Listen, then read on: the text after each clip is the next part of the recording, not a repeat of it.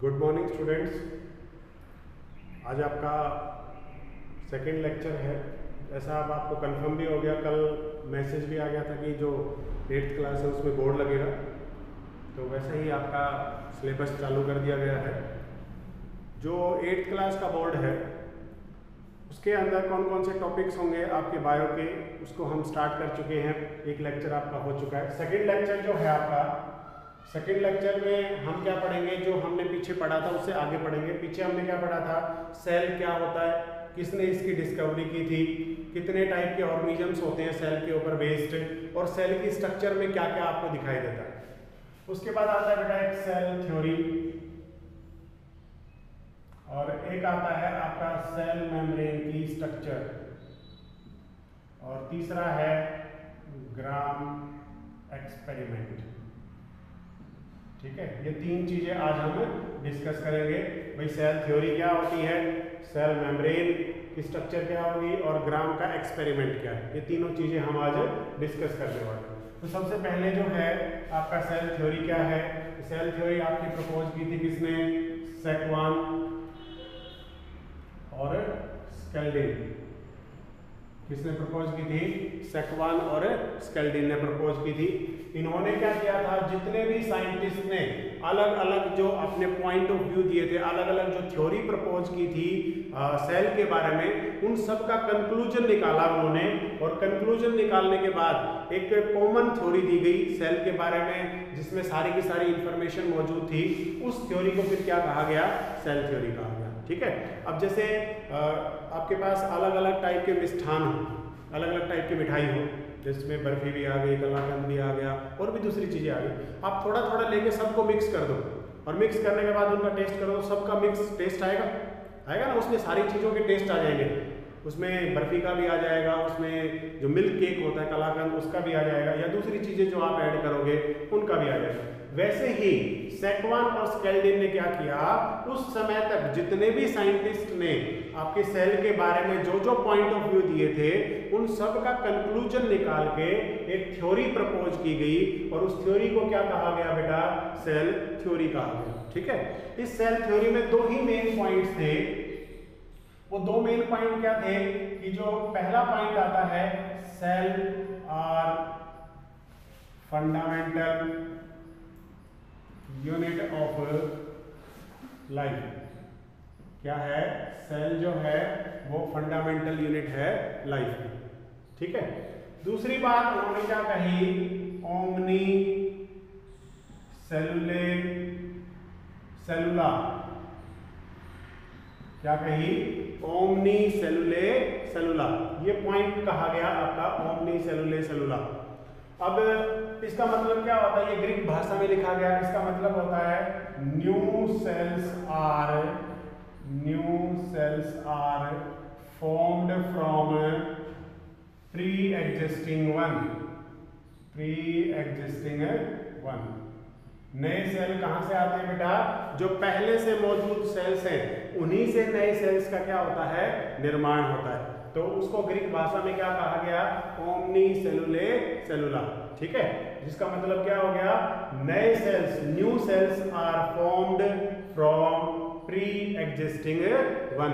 नए सेल कहां से आएंगे, नए सेल आएंगे पहले से मौजूद जो सेल हैं उनसे आपके नए सेल्स का निर्माण होगा। ये आपका पॉइंट ऑफ व्यू इस थ्योरी ने रखा था। ये मोटा मोटा पॉइंट ऑफ व्यू है, और तो बहुत सारी जो कॉमन बातें हैं आपने सेल्स की स्ट्रक्चर के अंदर पढ़ी थी। जैसे सेल के पास सेल मेम्ब्रेन होती है, प्लांट सेल के पास सेल वॉल होती है, दोनों के पास साइटोप्लाज्म होता है। साइटोप्लाज्म में आपके अलग अलग सेल ऑर्गेनले होते हैं, उन सेल ऑर्गेनले का अपना अलग अलग फंक्शन होता है, और उसके सेंटर के अंदर न्यूक्लियस पाया जाता है। वो न्यूक्लियस अपने अपना कंट्रोल करता है सेल के ऊपर, सेल को कौन से फंक्शंस परफॉर्म करने हैं। ये सारी चीज़ें आप पहले पढ़ चुके हो। वो सारी चीज़ें इसके अंदर भी हैं। जो अलग से थी वो क्या थी कि भाई पहला तो फंडामेंटल यूनिट है लाइफ की, इसके बिना जीवन संभव नहीं है। और दूसरा क्वेश्चन ये उठा कि भाई सेल आया कहाँ से, तो सेल कहाँ से आया, प्री एग्जिस्टिंग वन, मतलब पहले से मौजूद जो सेल्स थे उन्हीं से क्या हुआ, नए सेल्स का निर्माण। ठीक है, अब ये तो बात थी सेल थ्योरी की। उसके बाद आती है बात आपकी दो टाइप्स के आपके पास सेल आते हैं बेटा। कौन कौन से हैं देखिए, two types of cells, two types of cells. पहला कौन सा आता है, प्रोकैरियोटिक, और दूसरा कौन सा आता है, यूकैरियोटिक। पहला कौन सा है, प्रोकैरियोटिक, और दूसरा कौन सा है बेटा, यूकैरियोटिक। प्रो का मतलब क्या होता है, फॉल्स। कैरियो का मतलब क्या होता है, न्यूक्लियस। जो फॉल्स न्यूक्लियस होता है जिसके अंदर, उसे क्या कहा जाता है, प्रोकैरियोटिक सेल कहा जाता है। फॉल्स न्यूक्लियस का मतलब क्या है, देखिए न्यूक्लियस जो है उसके अंदर बेटा चार स्ट्रक्चर्स होती हैं, चार चीजें होती हैं। फर्स्ट जो है वो कौन सी होगी, न्यूक्लियर मेम्ब्रेन। दूसरी क्या होगी इसके अंदर, न्यूक्लियोप्लाज्म। तीसरी क्या होगी इसके अंदर, न्यूक्लियोलस। चौथी क्या होगी इसके अंदर, क्रोमेटिन फाइबर। हो गई चार चीजें। इसको स्ट्रक्चर में बना देता हूं मैं। देखिए ये आपकी क्या हो गई, न्यूक्लियस की बाहर वाली मेम्ब्रेन, जिसे हम क्या कहेंगे, न्यूक्लियर मेम्ब्रेन। इसके अंदर क्या है, ये डॉटेड स्ट्रक्चर जो है ये किसको रिप्रेजेंट कर रहा है बेटा, न्यूक्लियोप्लाज्म को। इसके अंदर आपका क्या पाया जाता है, एक और लेयर पाई जाती है। ये लेयर किसको रिप्रेजेंट कर रही है, मैं अलग अलग लिख देता हूँ। ये आपका न्यूक्लियोप्लाज्म, ये आपका nucleolus, sorry nuclear membrane, nucleoplasm और न्यूक्लियोलस। इस सेंटर के अंदर यहाँ पे क्या पाए जाते हैं, फाइबर लाइक स्ट्रक्चर्स होती है जिन्हें क्या कहा जाता है, क्रोमेटिन फाइबर। ठीक है, तो जिस सेल के पास न्यूक्लियस के चारों पार्ट्स मौजूद हों वो तो आपका कौन सा कहलाएगा, ट्रू न्यूक्लियस। और जिसके पास इनमें से कोई दो पार्ट्स या एक पार्ट अब्सेंट हो वो कौन सा कहलाएगा, फॉल्स न्यूक्लियस। तो अब ये जो प्रोकैरियोटिक हैं इन्हें फॉल्स न्यूक्लियस वाला क्यों कहा जाता है, क्योंकि इनके पास इन दोनों की अब्सेंट पाई, ये दोनों होते ही नहीं है। न्यूक्लियर मेम्ब्रेन भी अब्सेंट होती है, न्यूक्लियोप्लाज्म भी अब्सेंट होता है। तो दोनों अब्सेंट होने की वजह से आपका प्रोकैरियोटिक जो सेल्स हैं वो फॉल्स न्यूक्लियस वाले होते हैं। जबकि इसके अंदर क्या होता है, ये चारों की चारों चीजें पाई जाती हैं, तो ये कौन सा कहलाता है आपका, ठीक है।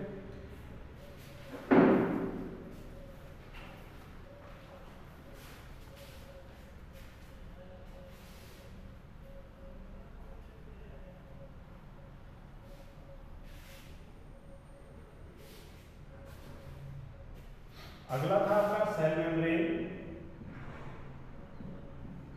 सेल मेम्ब्रेन का बेटा फ्लूइड मोजाइक मॉडल आता है आपके पास, fluid mosaic model. Cell membrane समझ गए होंगे ना, सेल मेम्ब्रेन का मतलब सेल के बाहर का जो आवरण है, सेल के बाहर की जो कवरिंग है, जो प्रोटेक्शन है सेल के बाहर की, उसे क्या कहा जाता है, सेल मेम्ब्रेन। इसकी स्ट्रक्चर प्रपोज की थी एक मॉडल के द्वारा, और वो कौन सा था, फ्लूइड मोजाइक मॉडल। कौन सा था बेटा, फ्लूइड मोजाइक मॉडल। इस मॉडल के अकॉर्डिंग आपकी सेल मेम्ब्रेन के अंदर क्या पाई जाती है, लिपिड की बाइलेयर पाई जाती है। क्या पाई जाती है, लिपिड की बाइलेयर, शुगर मॉलिक्यूल, और तीसरी जो चीज होती है इसके अंदर वो क्या होती है, आपके प्रोटीन्स। और प्रोटीन भी आपके दो टाइप के होते हैं, कौन कौन से, इंटीग्रल और पेरिफेरल। कौन से होते हैं, इंटीग्रल प्रोटीन और पेरिफेरल प्रोटीन। मैं स्ट्रक्चर बनाता हूं, देखिए आपके कुछ इस तरीके की स्ट्रक्चर पाई जाती है।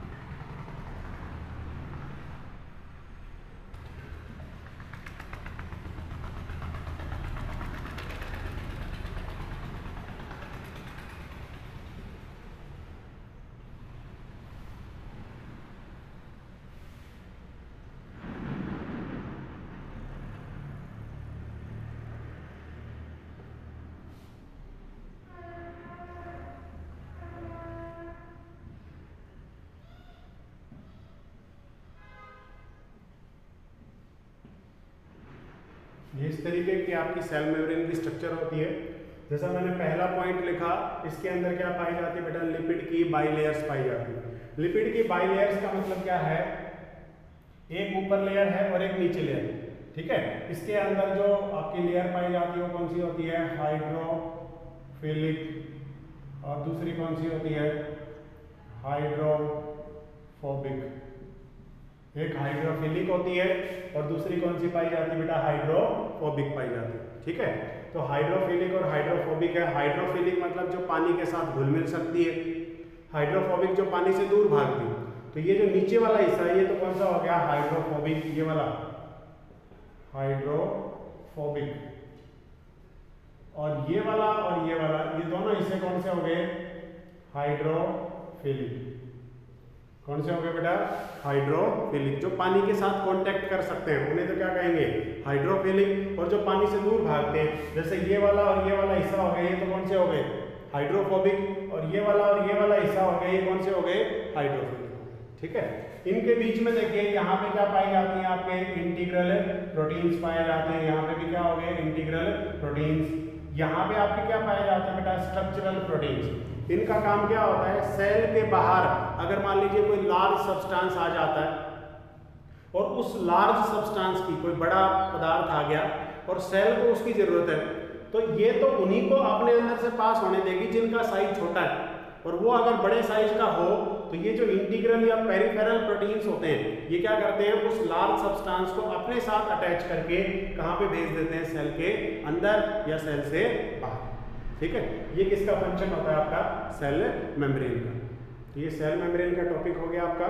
ग्राम का जो एक्सपेरिमेंट है, आज ये थोड़ी वीडियो ज़्यादा लंबी हो जाएगी तो यूट्यूब पे अपलोड नहीं हो पाती है, इसलिए 10 मिनट का ही वीडियो हम रखते हैं। जो बच गया आपका ग्राम का एक्सपेरिमेंट और जो आपके सेल के जो डिफरेंट पार्ट्स हैं वो हम कल डिस्कस करेंगे, ठीक है। तो आज आप इतना ही रीड कर लीजिए कि सेल मेम्ब्रेन की स्ट्रक्चर कैसी होती है और जो आपके प्रोकैरियोटिक और यूकैरियोटिक सेल्स हैं वो क्या होते हैं, कैसे होते हैं, सेल थ्योरी क्या होती है, ठीक है।